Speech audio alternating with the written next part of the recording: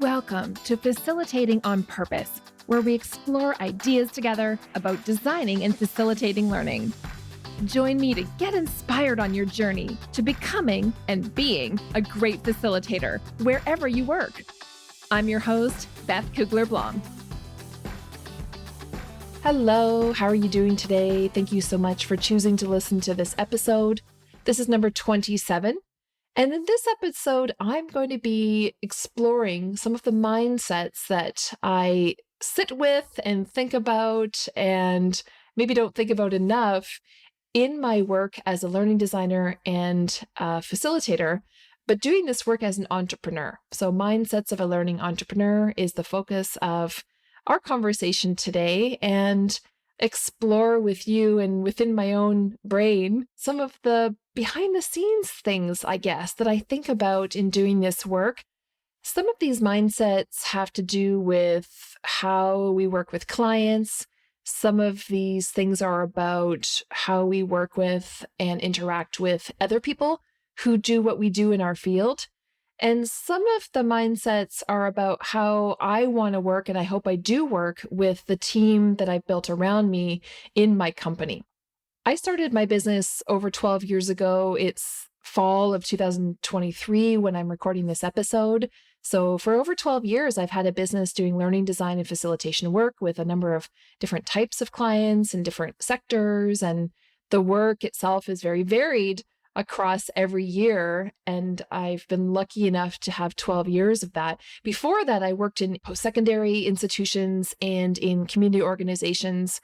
Basically, my whole career, I've been working in and around learning in some way, shape, or form. First on the coordinating side, coordinating learning, and then eventually facilitating learning myself within an organization for external clients. I used to work in a volunteer center. So of course we had member agencies where I was running training for them, and eventually went out on my own, started my own business. And now I work with different clients across different sectors and get a wide variety of work in the types of things that we do as a team every year.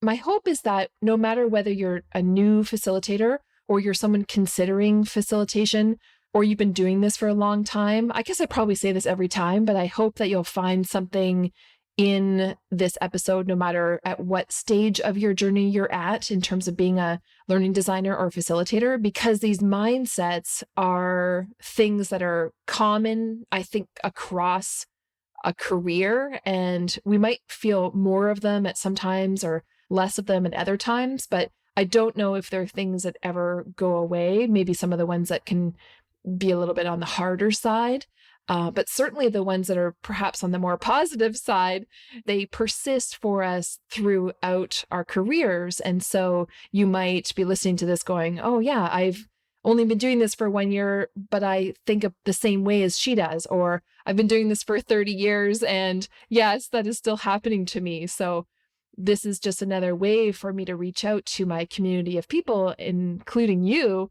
to say, this is something you may not see me putting forward in social media about what our company does, but it absolutely is part of our work. And the more we talk about the full global picture of what our work looks like, then I think it just makes it easier for all of us to collaborate with each other, to learn from each other, and to keep helping each other be better in this field. So mindsets, all of us have them. I'm not saying that the ones that I have are the ones that you should have, because I'm only choosing a few to talk about here, of course, but there might be other things that are important to you that I don't mention today, and that's just fine. So just picking a few to explore in my own mind, really, during the recording of this, and maybe it's a conversation that you and I can continue to have if you want to reach out to me after the episode to let me know how it resonated with you and if you feel any of these things too. So let's get started. One of the things that I think about in terms of mindsets, and this is not really starting at the most important one or anything, it's just the first one I'm going to talk about, is having an abundance mindset. And this is perhaps in contrast to having a competitive mindset. So I like to run my business and think about my work in terms of abundance, that There's enough of this work for all of us in the world who do this work. The need for facilitators, particularly, I guess I'm going to maybe just go back and forth between learning designers and facilitators because I do both in my work and maybe you do too.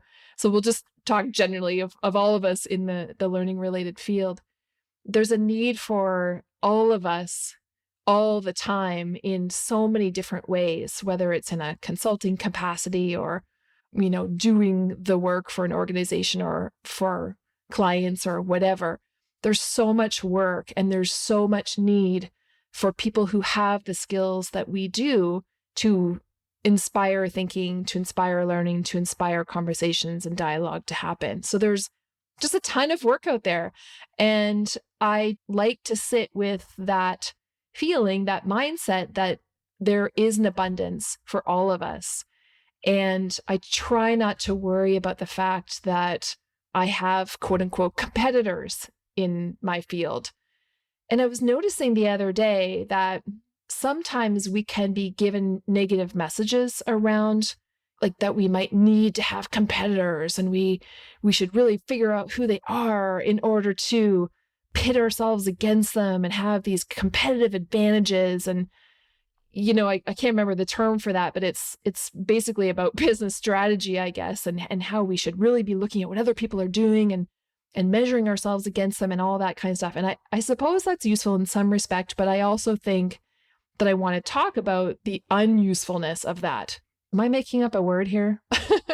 That looking at people who do what I do in the field, who are not working with me, but working in their own organization, their own company, looking at them as competitors and having a mindset of we are against them, that does not serve me at all. It does not serve my team at all. And I noticed the other day, I was on LinkedIn and a bunch of months ago, I was going through my LinkedIn settings for the business page. And it asked me to identify who I thought some of my competitors were so that it could benchmark me against them. And so I did. I put some of those people in, those companies that I know, and I know they do the same type of work that I do. And so I put some of them in my LinkedIn profile. And then I realized over time that what LinkedIn was doing to me was making me feel really bad about these people, these organizations, that it would say, oh, you're doing 6.2% less engagement than this other company, or even you're doing 10% more than this other company, or whatever it was telling me. And I didn't check it a lot, but it would put itself in front of me when I looked at LinkedIn. And all of a sudden I realized, I don't want this in my life. I don't want a social media tool to be pitting me against people that are in my field that I know and like as people. They were all people that I had met and collaborated with or worked with in some way, shape, or form, or had coffee with. And I don't want a technology to put those thoughts in my mind that I'm competitive with these people, because I would prefer to look at them all as amazing, wonderful colleagues in the field. And then think about it all, that we're in this together. Why wouldn't we support each other and say, wow, I'm so happy that they have this wonderful social media post that they've put out that looks like it's really going to help us all learn in our field, rather than go, oh, well, they're clearly posting more than me and maybe I should keep up. So I don't appreciate, I guess I didn't realize this was happening, but I don't appreciate that these tools are pitting us against each other, because that's not what is going to serve any of us. So yeah, just coming back to the mindset, there's a lot of work out there all the time. We are all unique people and companies in this business, and there absolutely is room for all of us to be collaborative with each other, even if that's just thinking good thoughts for each other as we work and look at each other in social media. So just a cautionary tale about abundance versus competitive mindset. Following on that is a mindset of collaboration. Sometimes my company isn't the best fit for an opportunity that might come our way. We don't have time to do it. There's many reasons why we might want to refer some business to some other person in the field that we know are out there doing good work. And this is a great reason for us all to keep up with communities of practice. I started and lead a couple of communities of practice in my own community. And part of that is because I really like these people. A part of it is because I learn from these people. And another big part is that I can refer business to these people that are in my communities of practice when I don't have the time to do the work or I'm not the best fit for the work. And so that kind of collaborative mindset is there's a reason that there are so many of us doing this work. And yeah, why wouldn't we refer back and forth to each other when we think somebody else might serve the client better than we can? And I really try to take a realistic and honest approach, I guess, with clients. I did it just the other day when someone was referred to me and I spent a little bit of time on the phone talking to the potential client. And once I heard what their issue was, I said, you know what? I actually think a colleague of mine who does X, Y, and Z is probably a slightly better fit for you for this work than my team would be. And here's why.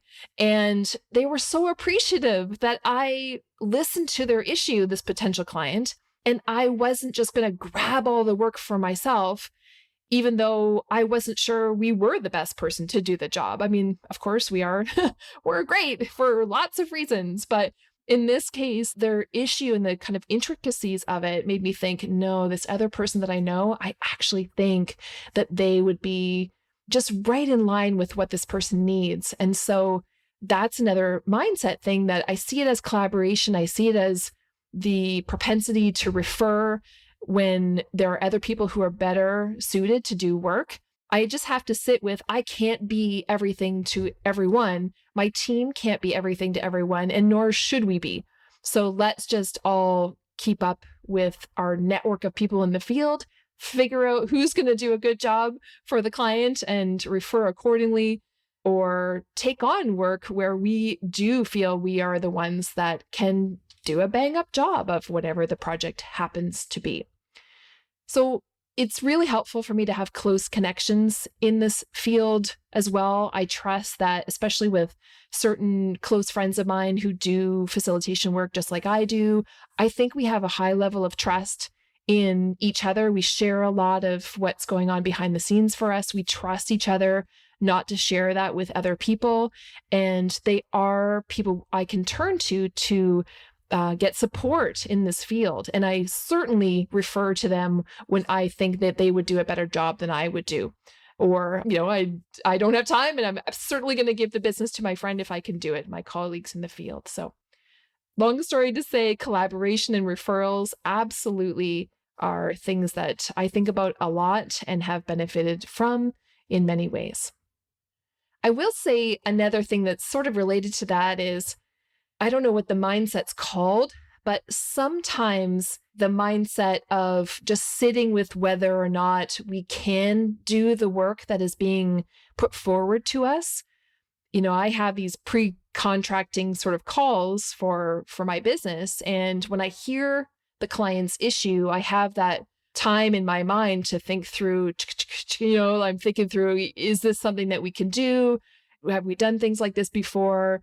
And what I need to do is sit with the problem at hand, basically, and not discount our abilities too soon in those pre-contracting conversations. Sometimes I found myself thinking, oh, I haven't done that before, and I'm not sure we can do that. But then I have to check that because I've already talked about this actually at length on the other solo episode that I did about dealing with self-doubt, that I think there's a mindset of just recognizing whether we think we're a fit for something, because sometimes we really are, and we discount ourselves too soon. So the tendency is to refer too soon. And I don't want any of us to do that when the reason is we're discounting our skills or our abilities a little bit too fast.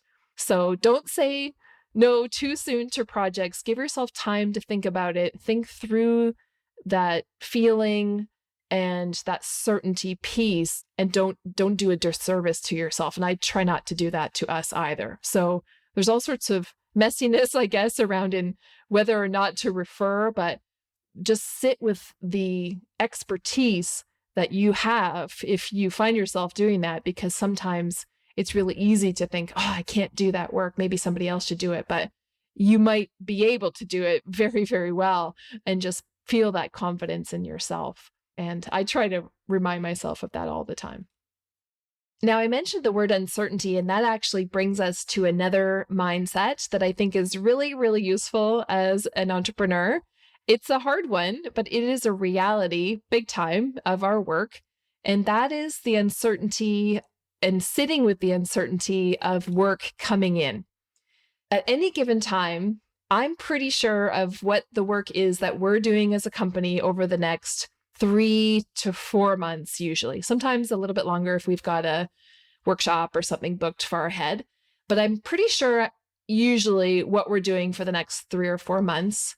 There is, some flexibility within that. It kind of depends on how many big projects we have versus small or that kind of thing. But I really, as an entrepreneur, have to and have gotten used to that sitting with uncertainty of, I don't know what we're going to be doing 5 months from now or 6 months from now. And maybe this is one of the hardest things. If you jump from a corporate job, say, or a full-time permanent employee job with someone else, and you make the shift to being an entrepreneur in facilitation or in learning design or any other consultant type field where you're working for yourself, that skill and that mindset of sitting with uncertainty is really, really important because there is a risk level there that you just have to be okay with. For me, I just think it's been working for 12 years. It's somehow we've been doing this okay for this period of time. There always is work that comes, and I don't know what the next piece of work is that's coming my way. I just have to really sit with that and be okay with that uncertainty, but trust our track record, trust ourselves, trust that people do still need our expertise. And we just keep putting that out into the world that we're doing great work over here. And maybe other people hear about that and they contact us, but also our networks are working for us. There's all sorts of things I tell myself about why work is coming towards me, but it's twofold, isn't it? Like there's the certainty that we do good work and people will find us. And then there's the uncertainty that they haven't found us yet. And so just sitting with that and just, keep having the conversation with myself that it will come and it's all going to be fine. It will work out is a big thing that I always have to think about.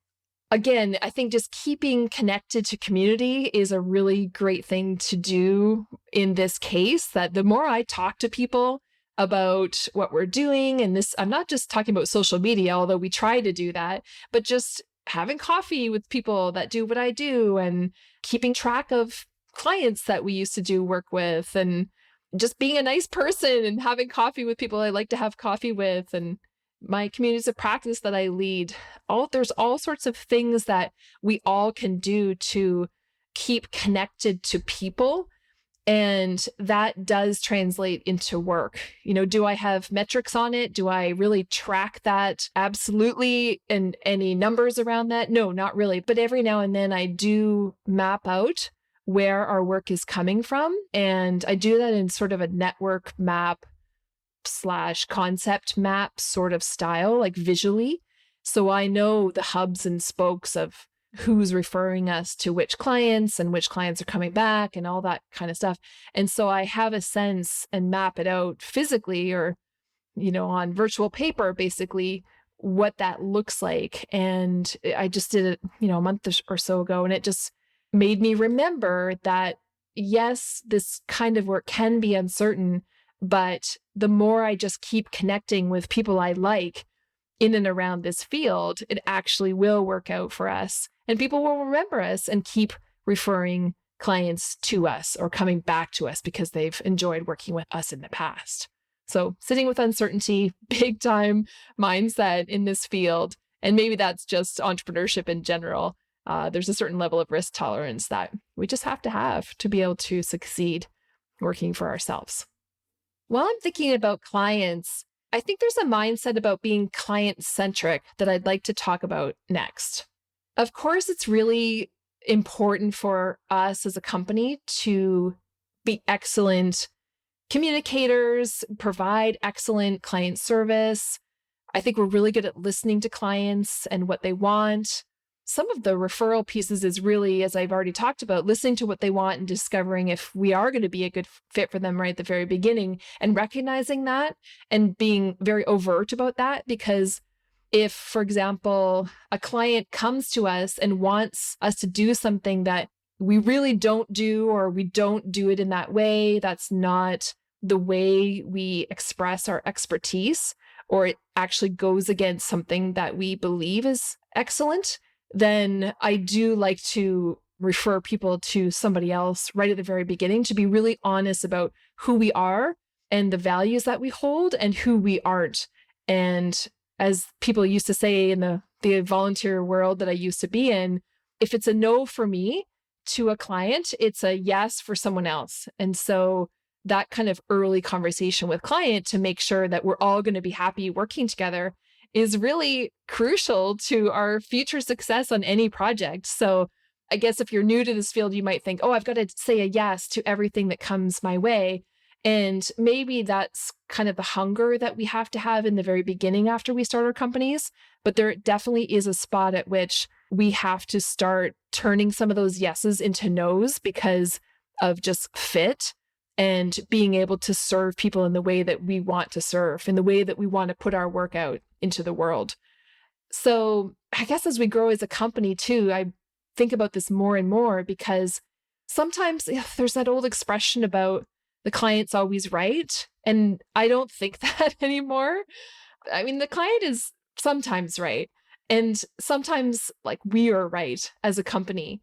And it kind of depends what it is that whichever of us is right about. Sometimes me providing excellent customer service to the client is really listening to what they want. And that sometimes means that I don't get my way. And sometimes that's just fine because it's not a hill I would need to die on, so to speak. That's kind of how I term it.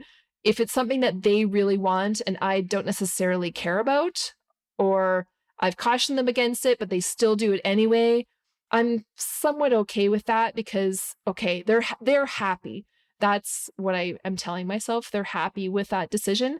But yet at the same time, I'm trying to find the boundary or the barometer. I don't know what it is, but there's something about clients come to us because we have an expertise in learning design and facilitation. We are the ones that spend a lot of time educating ourselves in what this field is, the way the field is changing, all the nuances around the foundational pieces of the field, the changes that are happening, the new research. Like we are the ones that are living and breathing education, learning, whatever you want to, whatever you want to call it. That's our field. So the best type of client is the client that recognizes that that's our expertise.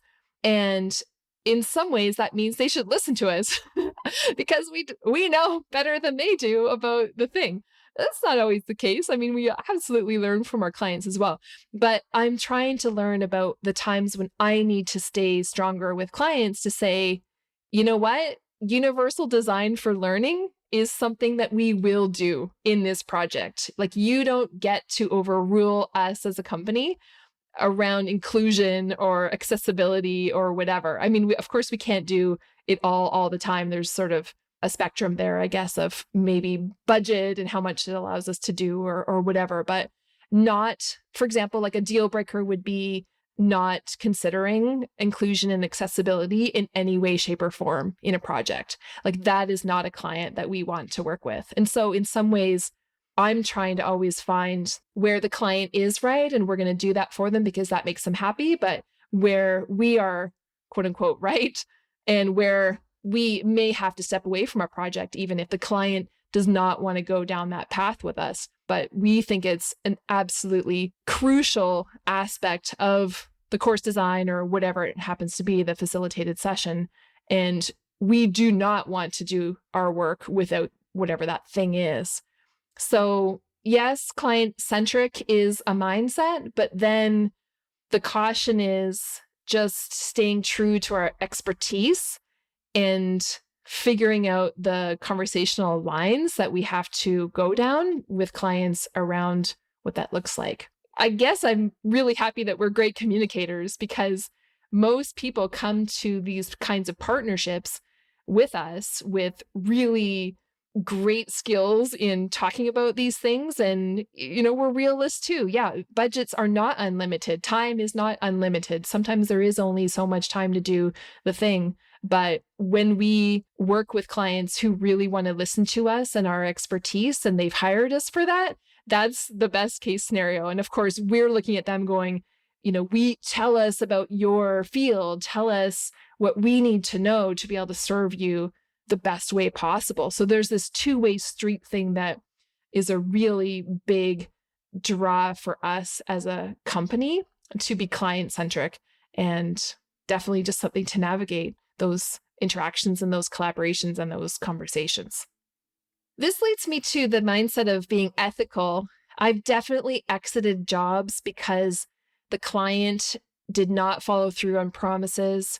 For example, one time I left a job because I found myself designing a course for people with mental health and addictions, but the subject matter expert that the client was going to provide me, they weren't giving me any time, in the collaboration. So I found myself designing alone, and all of a sudden I'm asking myself, why am I designing this alone? I've never had a mental health issue or an addiction issue. That's not something I have firsthand lived experience with. I need a subject matter expert. I need to partner on this project with someone. And if the client doesn't fall through on the promise to provide that for me, then I have to step away. Of course, I have the conversation, but I have to step away. For my own ethics, I do not want to design for groups that I have no knowledge about without the help of a subject matter expert. I mean, as instructional designers, we do work on any type of course, any type of content. But the reason why we can is because we are usually given dedicated subject matter experts who know about their field, their content, their learners. Maybe they have the lived experience, as I just spoke of, in certain ways. And so that partnership is crucial to us being able to do excellent work.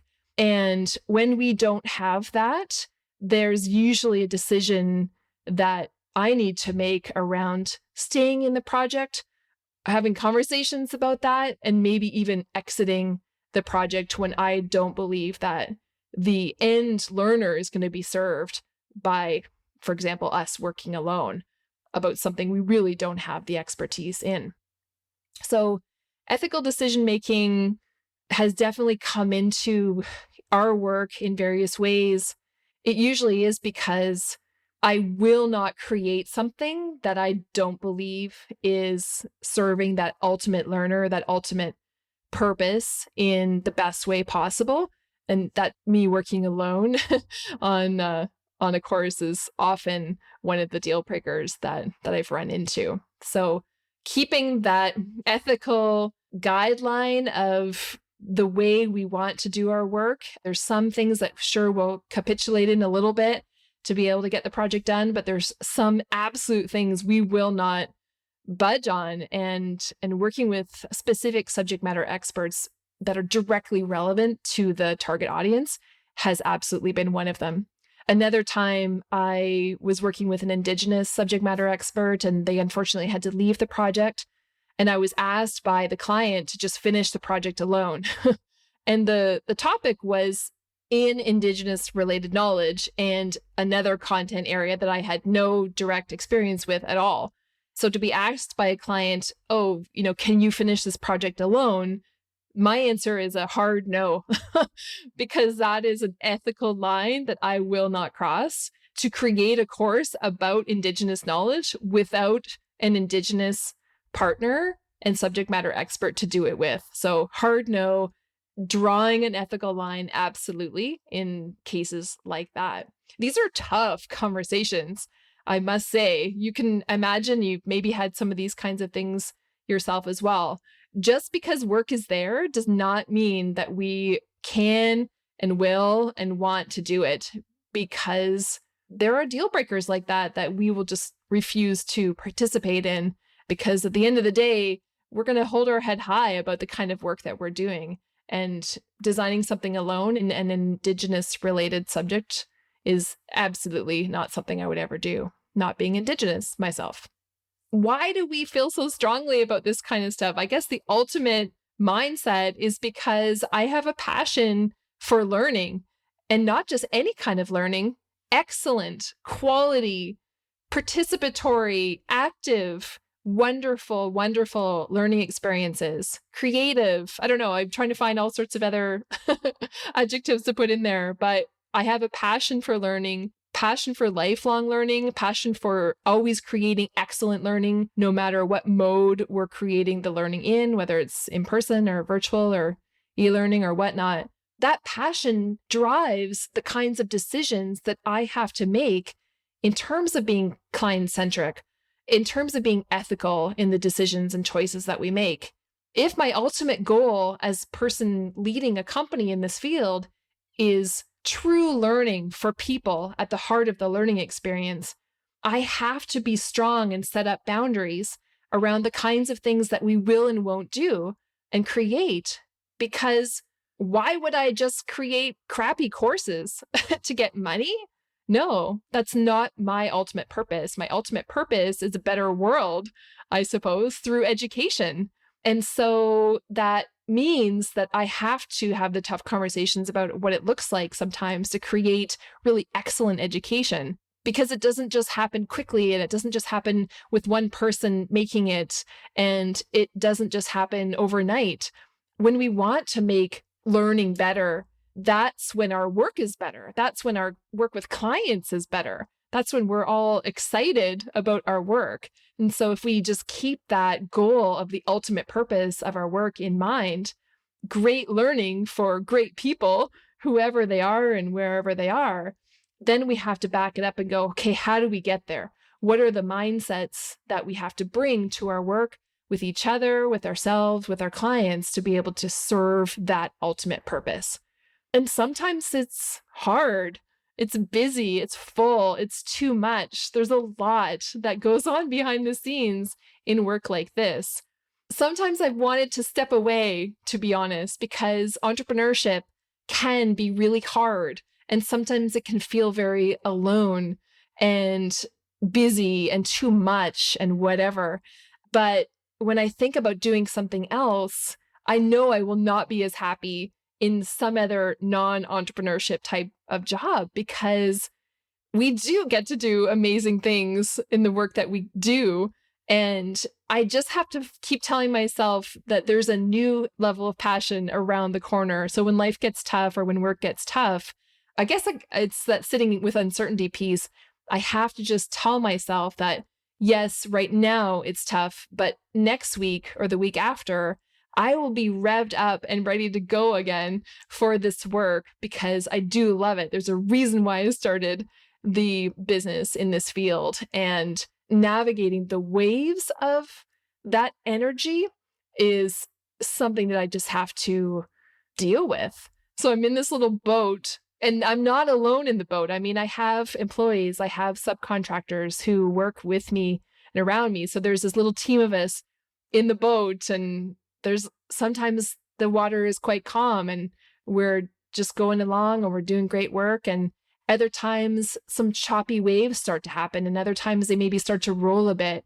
And for me, maybe I've got my hand on the oar or the rudder, or I don't know. I'm not even a boating person, so I can't take this metaphor too far, but I just have to know that that storm is going to come, and I can keep my hand on the rudder. I can help lead us where we want to go towards that great learning that we see in the distance for the people I was just talking about. So I guess it's that internal piece of the difficulties of entrepreneurship. There's challenges there that we have to navigate all the time.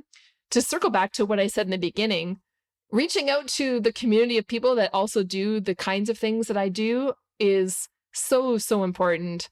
That collaboration mindset, I think I'll keep coming back to it again and again. I was just having another walk with a friend this morning where we were sharing some of the positives and the challenges of our work. And we need people to reach out to, don't we, to share and to grow in this field and to keep helping each other get better, but just to listen sometimes when the work is a little tough as well is a great thing. So I've talked a little bit about working with others who do what we do in our field, and talked about how we work with clients.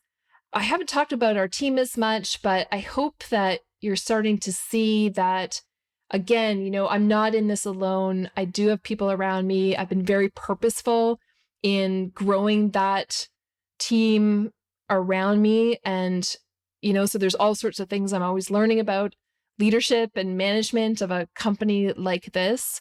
And there's also a striving towards excellence piece in the management and leadership of a team as well that I hope I always keep paying attention to. I mean, maybe the folks who are working with me can listen to this and keep pushing me to create a better team. But I feel and I hope that I'm doing a good job of that so far. But being a lifelong learner, that's another aspect where I'm learning is it's not just the learning design work that we're doing here. It's not just the facilitation work that we're doing here. We are working together in a company where we need to learn from each other, where we need to respect each other and to listen to each other and to keep getting better together. So that team piece has been something, particularly this year, 2023, I've been trying to up my skills a lot in so that we can serve clients better. And the way we do that is by serving each other and being able to come to work. Even though it's a virtual space, we're all kind of meeting in, come to work in our best selves and keep having these conversations about how we keep getting better. So I'm appreciating not being alone in this field in so many ways, not just the colleagues external to the company that I have, but of course, my colleagues inside, because it's not easy. When we create great things, it takes a team of people to do that. When clients realize that and they provide effort and resources towards that, oh, man, we have a beautiful thing that can happen in our work. And that also keeps us coming back to do it again and again for other people and other projects. So let me just remind us all about the mindsets I've talked about today. I talked about abundance and I talked about collaboration. I talked about sitting with uncertainty, not discounting ourselves in our abilities.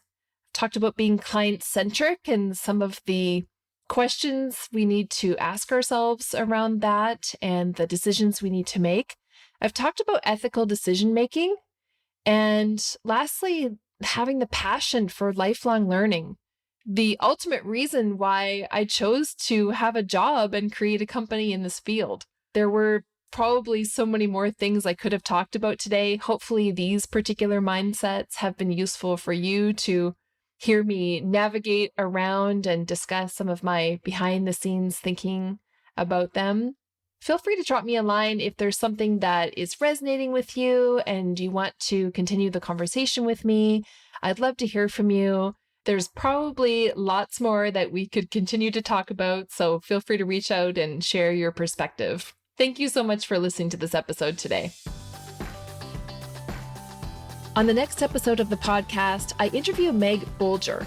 Meg is an expert facilitator, social justice educator, and participatory educator. She and I have a conversation about how to navigate conflict in facilitated situations. I know this is something that has come up for me in the past. It comes up for everyone.